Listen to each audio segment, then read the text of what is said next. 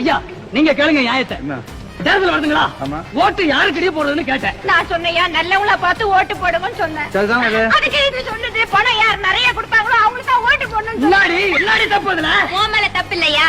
பணம் குடுக்குறாங்களே அவங்க மேலதான் தப்பு. அப்படி சொல்லுங்க. பணமா பசி தீக்குமே. அப்படியா? ஆமா, எலெக்ஷன் எத்தனை வருஷத்துக்கு ஒரு தடவை வருது?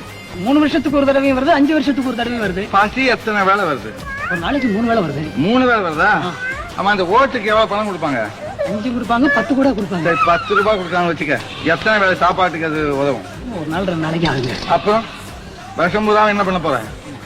பசியை சீக்கிரம் 10 ஓட்டு போடுறீங்க. யாருக்கு இங்க ஓட்டு போடுறது? விஜய்